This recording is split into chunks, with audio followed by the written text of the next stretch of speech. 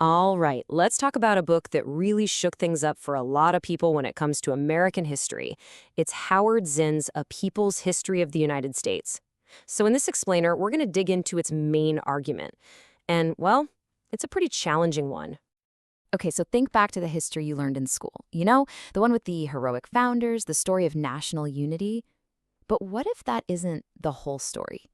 What if the real, gritty narrative is actually hidden, tucked away in the experiences of all the people who are kind of silenced? That's really the big question this book makes you grapple with. So, the book's central idea is this. American history isn't some straight line of progress. Nope. Zinn argues it's actually a story of conflict. A constant struggle, really.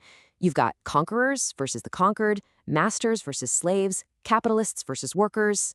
It's all about flipping the script, you know?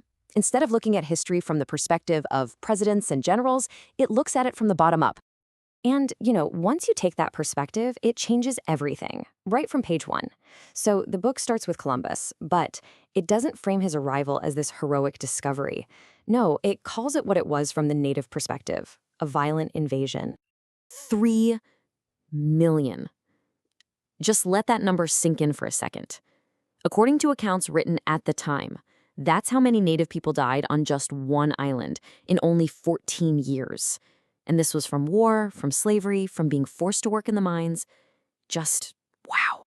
And look, this isn't some modern historian looking back and judging.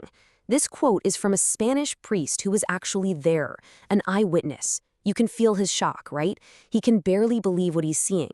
And that, Zinn argues, shows the brutal reality of the conquest, the real beginning of the American story that so often gets glossed over. So a big question comes up. How did a system like this actually last? Well, Zinn's argument is that once the powerful were in charge, they used some really clever strategies of control and division to keep a lid on a population that was, pretty restless. To show how these methods of control were basically built from scratch, Zinn points to a fascinating contrast. Iroquois society. In their communities, women held a ton of political and social power. They were the ones choosing the leaders, and they could even kick them out. It's such a powerful reminder that the European way of doing things wasn't the only way. It wasn't inevitable. And wow, the contrast it's just night and day. This quote here is from a popular book at the time, basically telling women how to behave. And the message? Total submission. Zinn's point is that this wasn't just culture. This was a tool for social control that built a hierarchy right into the family, into the most personal parts of life. Okay, this leads us to one of the book's most provocative arguments. Zinn suggests that racism wasn't just some unfortunate natural prejudice. He argues it was a practical tool, that it was manufactured. The idea was if you could teach poor white people to look down on black slaves, you could build this wall of contempt between them. And that wall would keep these two groups, who were both pretty dangerous to the powerful, from ever joining forces and fighting back together. But here's the thing. These tactics of control and division, they never worked perfectly. And that brings us to the other side of the coin, which is absolutely central to Zinn's book, a story of constant, powerful resistance from the ground up. And this resistance popped up everywhere, in all sorts of ways. Right from the early days, you had indentured servants and enslaved people conspiring together. You had soldiers in the Revolutionary War mutinying. Fast forward, and you've got railroad workers and textile workers shutting the whole country down with strikes. So from Zinn's point of view, these struggles aren't just little blips on the historical radar, they're the main event. It's the norm, not the exception. And this quote from the abolitionist John S. Rock, man, it just gets right to the heart of it all. The great question, sir, is this: am I a man? It's so simple but so powerful.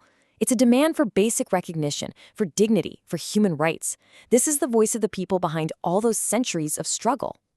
Okay, so all of this, the conquest, the control, the resistance, it all builds up to Zinn's final and maybe most important question. What's the point of history anyway? Who is it actually for? Who does it serve? And his answer is that telling history is never, ever a neutral act. When traditional history focuses only on presidents and generals, that's a choice. It's a political choice. And by leaving out all these other stories, the stories of the oppressed, it's basically making a judgment that their struggles, their lives, just aren't important. Think about the most famous phrase of all: we, the people. Zinn argues that even this language was a tool to kind of paper over the massive gap between the wealthy founders and, well, pretty much everyone else, what we might call the 99% today. So the whole point of a people's history is to pull that curtain back and show the common interests that those people shared. Which leaves us with one last really provocative question to think about. If history can be used like a weapon to keep people in power, who is that weapon aimed at? For Zinn, writing this kind of history isn't just some dry academic thing. It's about giving ourselves a more complete, more honest picture of the past, so that we might have a better shot at changing the present.